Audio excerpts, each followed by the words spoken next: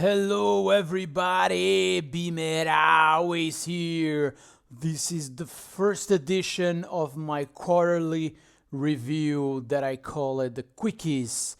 This third quarter 2020 releases included some very good albums that I didn't do a full review, but they do deserve some attention. First one is HAKEN Virus. HAKEN are an English progressive metal band formed by multi-instrumentalist Richard Henshaw and vocalist Ross Jennings. Upon recruiting other members, they released their first album Aquarius in 2010. Since the release of the debut album, the only lineup change was the arrival of Corner Green on bass in 2014. Their third album, The Mountain, from 2013, was met with critical acclaim and is considered one of the best prog metal albums of the century so far. That's exactly when I was introduced to the band and have been a fan ever since.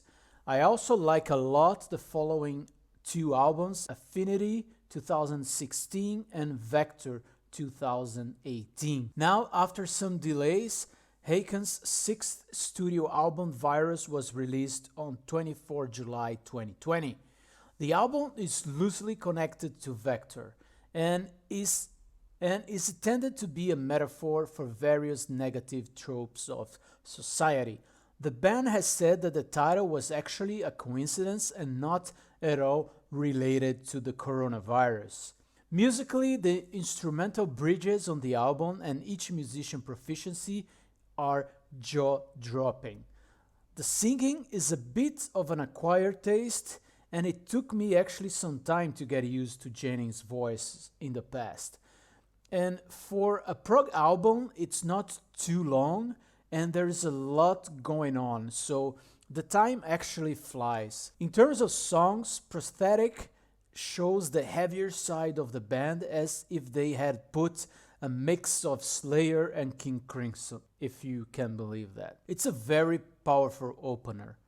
The rest of the album took quite some time for me to assimilate, to be honest. The video single Canary Yellow is a powerful image in tandem with the haunting slow song taking influences from Radiohead and Peter Gabriel. But the absolute highlight to me is the over 10-minute carousel. The lyrics feature the album title during a verse, Sapiens pervade like a virus. I love when the album title is buried in the lyrics of a specific song. Also, Messiah Complex is a 17-minute song broken into 5 parts. Thanks for that, it really helps to get through it, before the short melancholic closer only stars. Less self-indulgent than Dream Theater, but still quite similar at times, HAKEN have developed their own signature sound and are no doubt one of the best prog metal bands in activity today. Moving on, we jump to Deep Purple, Whoosh, 21st studio album by English rock veterans band Deep Purple. It was released on 7th of August 2020. It's hard to believe that this Mark 8 has been together for 18 years. That's from 2002 when Don Airey took over the keyboards. But Steve Morse is on the band since '94. It's unbelievable. And it's already his 7th studio album with Deep Purple. So in fact, this lineup has worked more together than the classic Mark II with Blackmore and Gillan. At this point, the band is ticking like a clock. The sound of Whoosh is not very different from the last 2 albums. The group has again collaborated with the producer Bob Erzin, and he also worked on the previous 2 albums.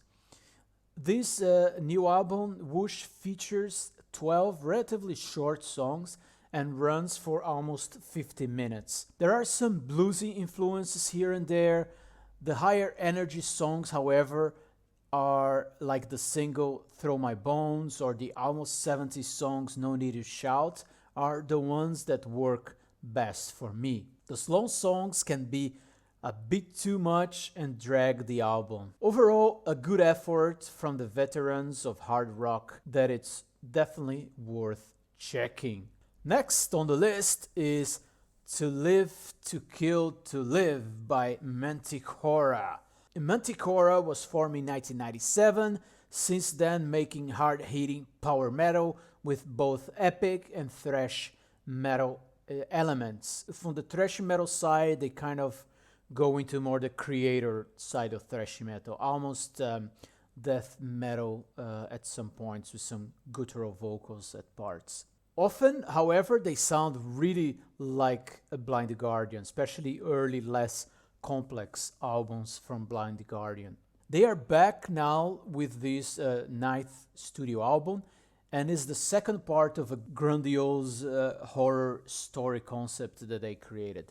This concept started with the previous album, 2018's To Kill, To Live, To Kill. They worked once again with Jacob Hansen, who made wonders on this production. It's a really good sounding album.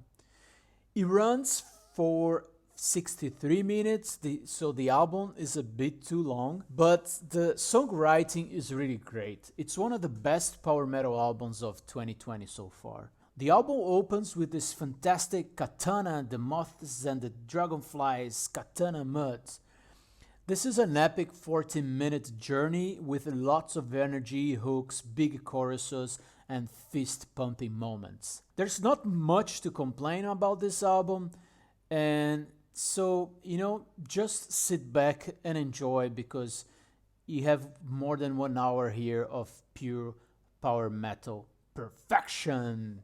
We shift gears completely to the next one, Napalm Death, Throes of Joy in the Jaws of Defeatism. This album is the 16th studio album by UK grindcore pioneers Napalm Death, and it was released on the September 18th, 2020. It is the band's first full-length studio album since 2015's Apex Predator Easy Meat. The new album is the extreme metal album that impressed me the most so far this year. While brutal and furious, Napalm Death was able to explore other forms of extremity in music and created a very diverse metal without losing the identity. For example, Invigorating Clutch is almost like a groovy black and roll song, and Amoral is catchy punk rock, and there's many other variations and a lot in between. But the fact is that the furious blast beats are still very much present in most tracks, and the exploration of other influences makes this album more fun and not at all repetitive. The 43 minutes fly just by, and your neck will be sored with the aggressiveness that you will find from beginning to end. Very cool album. Next, another album that I really liked, The Ocean, with Phanerozoic, Mesozoic, Cenozoic. That's a very interesting album name. The Ocean was founded by guitarist and composer Robin Stapes at the dawn of the millennium, and the band surfaced as a prominent name in the post-metal movement. The German ensemble have been in a perpetual state of evolution, releasing a steady succession of acclaimed albums.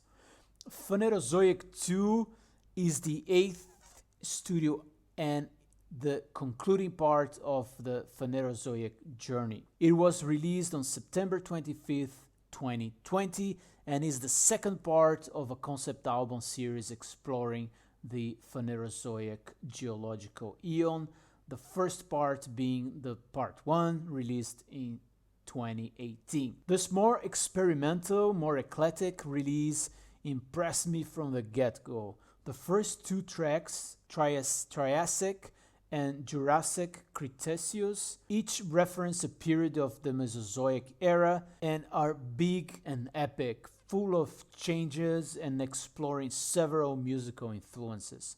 They are worth the album by themselves, and together they account for 22 minutes of the album's 51 minutes. The remaining 6 songs each reference a period of the Cenozoic era.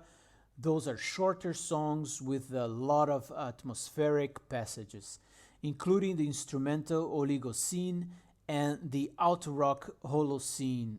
The ocean continues to push heavy music forward, embracing heaviness and mood without borders. Last but not least, we have Deftones with Ohms. Ohms is the 9th studio album by American alternative metal band Deftones. It was released on September 25th, 2020. The album reunites the group with producer Terry Date, obviously known for the work with Pantera and Soundgarden, but also previously worked on a number of their early albums. The new effort features 10 songs in 47 minutes, so it's a pretty good and concise package. The album is a perfect blend of atmospheric music and heaviness. The guitars sound great, and so does the bass. And Chino Moreno is doing some very aggressive vocals all over the album while balancing those with his beautiful clean vocals as well. Overall, the production and mix are just great, as you would expect from Terry Date, and the single and opener song Genesis is an invitation to a musical journey. What a fantastic song! And after 9 tracks, we still get the title track, the very last one, which is maybe the best song in the album. So, apart for a couple of less interesting moments in the middle of the album, Ohms flows great for me and keeps my attention from beginning to end. For those into this side of alt rock and metal, this is one of the best albums of the year so far. There you go. So those were some important releases that came out in the last quarter. I recommend checking them out, and thanks for joining, for listening, and BeMetalways!